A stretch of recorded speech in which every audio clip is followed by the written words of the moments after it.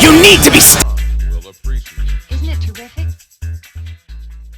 Welcome back to the worst channel on all of YouTube. I'm DipperGames420, and today we're going to be taking a look at the Figuarts Kyewi, or translated correctly, you'd either get Kiwi or Kiwi. This guy was announced in December of 2023, coming at a retail price of about $60 and at a release date of July 2024. And he was, of course, a premium Bandai exclusive because none of the fucking Namek Saga figures past Frieza or Goku can be standard releases, I guess. But shockingly, despite the circumstances, this guy is actually a very, very good figure. To avoid going into any further detail, let's take a look at his box. The box is par for the course for Figuarts these days. You get a picture of him on the front. You get the Tamashii Nations quality seal, Dragon Ball Z, all those logos. Designed by Tamashii Nations in Japan, Bandai Spirits made from China. S.H.Figuarts Kyewi. Picture of his face on the top, his face and his hand on the side, as well as his name. On the back, you get some pictures of him.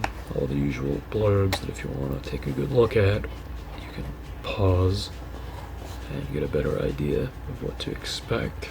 Bandai Namco sticker, his name on the side of the box and the window. On the bottom, we get Figuarts Kyewi and a picture of his face again. So that out of the way, let's get Kiwi out of his box. Now that we have Kiwi out of his box, let's take a look at some comparisons. Here he is alongside my means of bitch slapping the peasantry. A balding midget and a single Vegeta. A vast variety of Vegetas. Two other shining examples of what happens when Tamashii Nations actually gives a fuck about the figure they're making. Burdock Nickels and oh my god guys, it's the original Goku Black. For real, oh god, Skibbity Ohio, god, real Phantom Tank.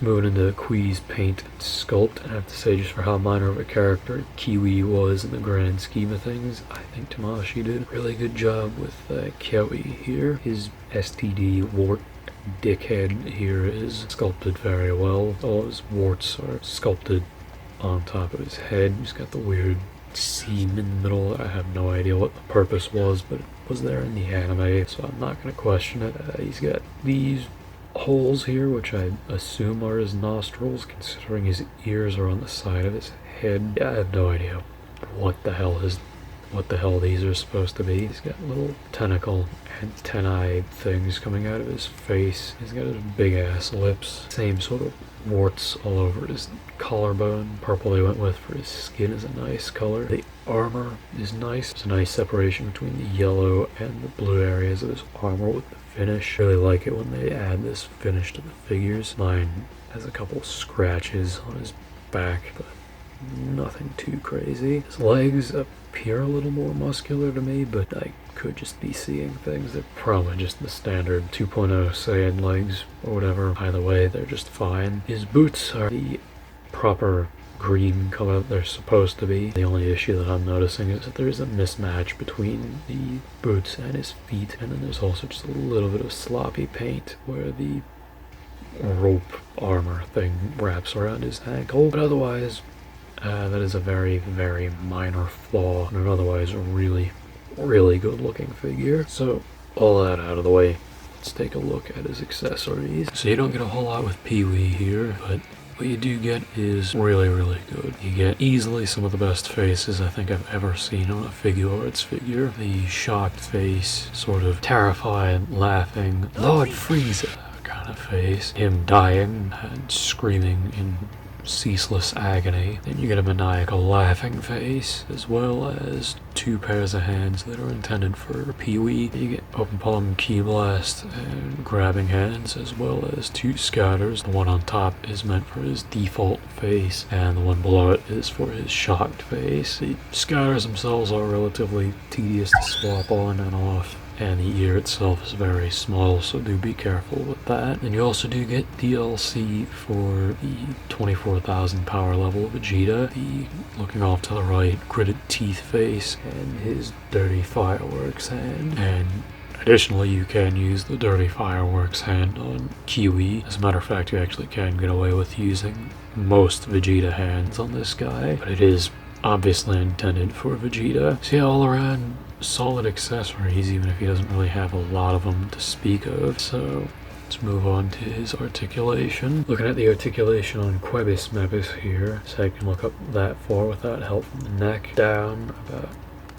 that far. Not too great side to side.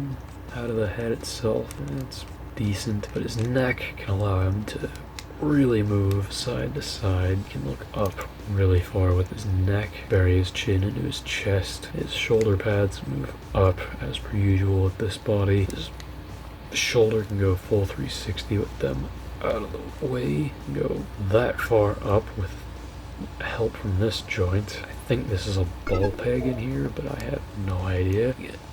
Kind of tight bicep swivel, but nothing to be concerned about. So I can also cross his chest about that far, but obviously it looks really weird with the armor design. Double joint at the elbow, wrist pivot, and swivel. And you get a really solid chest joint. Does get gappy, but he can move pretty far forward. He can lean back pretty far. Also gets gappy from this angle, but it's not really noticeable because of his color palette. Tilt side to side, no problem. It's a little bit of rotation out of the chest. Most of your rotation is going to be coming out of the lower waist. His waist guards can move up about that far. His legs can spread that far out to the side, and they can kick front to back, no problem. And you also get some pretty decent thigh swivel. A double joint at the knee. Ankle that goes that far down, that far up, that far in, and that far out. So not a horrible implementation of the 2.0 Vegeta ankles. And then his toe can move that far up. So not the greatest toe hinge in the world, but considering the rest of the articulation on display here, that's not the worst trade-off in the world. So with all that out of the way, let's move into my final thoughts. As for my final thoughts on Cosby, I think he is a very good figure. Articulation is really nice. The sculpt work is very good. And while you don't get much in the way of accessories, he more than makes up for it with the just insane face sculpts that he has. And as I've said, I think these are easily some of the best faces Tamashii have ever done. So would I recommend you pick this guy up? Considering you can still find him for below $100 on the secondhand market, absolutely. Do not miss your chance to get this guy, because even if he's just a D-tier villain in the grand scheme of things, Tamashii put an absolute fucking A+ into this figure. That's all there is to say on this guy. This has been Tipper Games 420, and I'll see you guys next time.